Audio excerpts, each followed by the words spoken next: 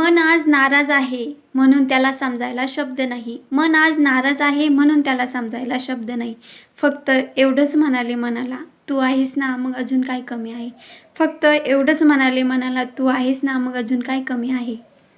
तुम्ही सतत दुःखात, चिंतेत असाल तर तुमचं स्वतःचं दुःख तुम्ही स्वतःच कमी करू शकता. त्यासाठी 3 स्टेप तुम्हाला फॉलो करायचे आहे.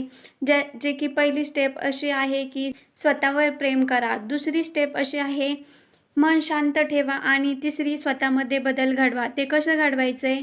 तर स्वतःमध्ये बदल कसा घडवायचा आहे?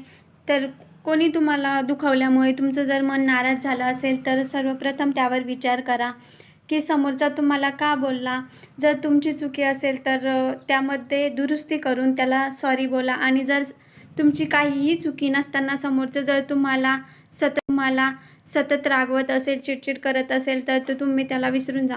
म्हणजे घरातल्या माणसाला विसरणं हे सोपं नसतं आणि त्याला आपण सोडूनही देऊ शकत नाही. त्यामुळे आपली मनस्थिती एवढी स्ट्रॉंग करायची की समोरचा आपल्यासोबत कसंही वागला तरी त्याचा शांत ठेवायचं आहे, म्हणजेच मेडिटेशन करायचं आहे. आता मेडिटेशनमध्ये वेगवेगळ्या प्रकारचे मेडिटेशन आहेत. जर तुम्हाला मेडिटेशनबद्दल माहिती नसेल तर तुम्ही यूट्यूबवर सर्च करून मेडिटेशन करू शकता. रोज जर तुम्ही 15 मिनटं मेडिटेशन केलं तर तुमचं मानसिक स्वास्थ्य पूर्णपणे बरं होतं आणि चिडचिडपणा पूर्णपणे नाहीसा होऊ शकतो. तर थर्ड स्टेप आहे स्वतःमध्ये काहीतरी बदल घडवायचा. तर स्वतःमध्ये बदल कसा घडवायचा? तर सर्वप्रथम दुसऱ्यावर आपण कधीच डिपेंड राहायचं नाही. म्हणजे काय, तर आपण स्वावलंबी बनायचं आहे, स्वतःसाठी काहीतरी करायचं आहे. रोज नवीन काहीतरी स्किल शिकत राहायची. म्हणजे कसं, आपण दुसऱ्याला काही मागायची गरजच पडली तरी त्याचा शांत ठेवायचं आहे, म्हणजेच मेडिटेशन करायचं आहे. आता मेडिटेशनमध्ये वेगवेगळ्या प्रकारचे मेडिटेशन आहेत. जर तुम्हाला मेडिटेशनबद्दल माहिती नसेल तर तुम्ही यूट्यूबवर सर्च करून मेडिटेशन करू शकता. रोज जर तुम्ही 15 मिनटं मेडिटेशन केलं तर तुमचं मानसिक स्वास्थ्य पूर्णपणे बरं होतं आणि चिडचिडपणा पूर्णपणे नाहीसा होऊ शकतो. तर थर्ड स्टेप आहे स्वतःमध्ये काहीतरी बदल घडवायचा.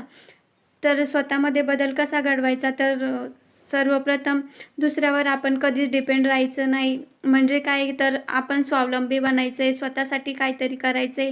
रोज नवीन काहीतरी स्किल शिकत राहायची.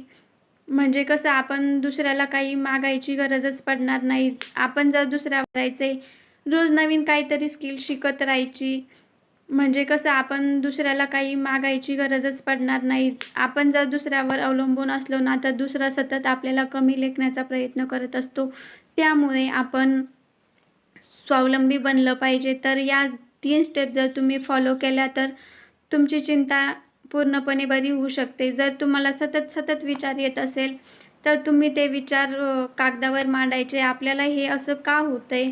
नको असं आपण म्हणतो, पण जी परिस्थिती त्यानुसार आपल्याला टेन्शन येणं हे तर साहजिक आहे. पण त्या टेन्शनला धरून न ठेवता विसरून जायचं आहे. म्हणजेच आपण त्याच्यावर नकारात्मक विचार करण्याऐवजी सकारात्मक विचार करायचा आहे. तर आपण स्वतःला या प्रकारे खुश ठेवू शकतो. Thank you.